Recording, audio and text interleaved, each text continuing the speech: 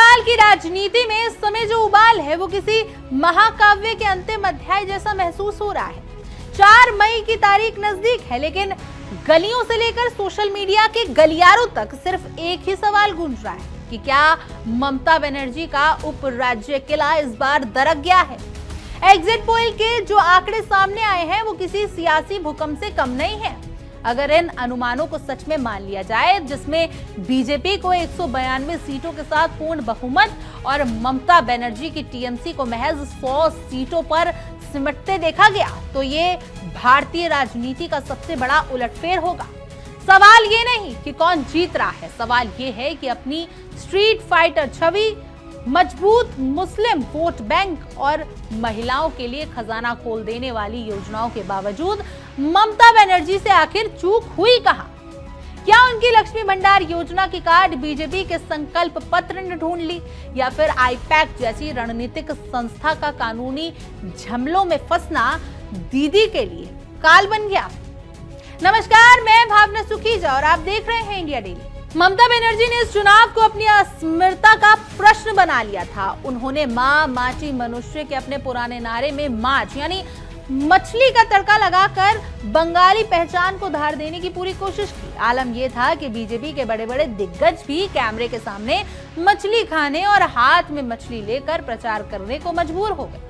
दीदी ने सोचा था कि महिला वोटरों को साधने के लिए 92 महिलाओं को टिकट देना और राज्यसभा में LGBTQ समुदाय का प्रतिनिधित्व भेजना उन्हें प्रगतिशील बंगाल की मसीहा बना देगा। खासतौर पर लक्ष्मी भंडार योजना, जिसमें उन्होंने राशि बढ़ाकर 1500 रुपए कर दी थी, वो अपना सबसे बड़ा ब्रह्मास्त्र मान रही थी। लेकिन राजनीति में जब एक लकीर खींची जाती है तो प्रतिद्वंदी अक्सर उससे बड़ी लकीर खींच देता है। बीजेपी ने अपने संकल्प पत्र में महिलाओं को 3000 रुपए देने का वादा कर दिया। यहीं से ममता बनर्जी के कैश कार्ड की चमक फीकी पड़ गई। मतदाता के मन में शायद ये बैठ गया कि अगर दीदी 1500 रुपए दे रही है तो दिल्ली की सत्ता वाली पार्टी 3000 रुपए दे रही है। सिर्फ आर्थिक योजना ही नहीं बल्कि सुरक्षा और सम्मान के मुद्दे ने भी इस बार तृणमूल की जड़ों को हिलाकर रख दिया है। जहां ममता बनर्जी महिला सशक्तिकरण के बड़े बड़े दावे कर रही थी, वहीं बीजेपी ने आरजी कर मेडिकल कॉलेज वाले दर्दनाक हादसे की पीड़ित की मां को चुनावी मैदान में उतारकर पूरे विमर्श ही बदल कर रख दिए। भय मुक्त बंगाल का नारा और हर मंडल में महिला थानों का वादा सीधे उन परिवारों तक पहुंचा जो कानून व्यवस्था को लेकर आशंकित है। दीदी की कन्याश्री और रूपश्री जैसी योजनाओं का लाभ तो करोड़ों महिलाओं तक पहुंचा, लेकिन जब बात सड़क और सुरक्षा इंसाफ की आई तो भावनाओं का पलड़ा बीजेपी के काउंटर रणनीति की तरफ झुकता नजर आया। केंद्र सरकार की लखपति दीदी योजना और गर्भवती महिला को 21,000 रुपए की सहायता के वादे ने ममता की योजनाओं को छोटा साबित करने का मनोवैज्ञानिक खेल बाखूबी खेल लिया। इस पूरे चुनावी ड्रामे के पर्दे के पीछे की एक और बड़ी कहानी आईपैक की रही।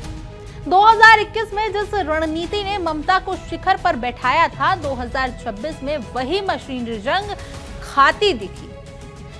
ईडी की छापेमारी और आईपैक के सह संस्थापक विनेश चंदेल की गिरफ्तारी ने न केवल संस्था के कामकाज को प्रभावित किया बल्कि टीएमसी के कैंपेन की धार भी कूंद कर दी। मतदान के ठीक पहले आईपैक के दफ्तरों का बंद होना और कर्मचारियों का छुट्टी पर जाना किसी फिल्मी ट्विस्ट जैसा था। ममता बनर्जी खुद बचाव में उतरी, मामला सुप्रीम कोर्ट तक गया, लेकिन जो डैमेज होना था वो हो चुका था। बिना एक सटीक रणनीतिक तंत्र के ममता बनर्जी अपनी पुरानी स्ट्रीट फाइटर शैली में अकेली लड़ती रही, जबकि दूसरी तरफ बीजेपी की मशीनरी और अमित शाह की माइक्रो मैनेजमेंट वाली फील्डिंग बेहद सदी हुई थी। सबसे चौंकाने वाली बात यह रही कि बंगाल में इस बार का मतदान पैटर्न 2 चरणों में 90% से ज्यादा वोटिंग होना इस बात का संकेत है कि जनता के मन में कुछ बहुत बड़ा चल रहा है। शांतिपूर्ण मतदान और वोटर लिस्ट से 90 लाख नामों का हटना भी टीएमसी के पारंपरिक समीकरणों के लिए चुनौती बन गया।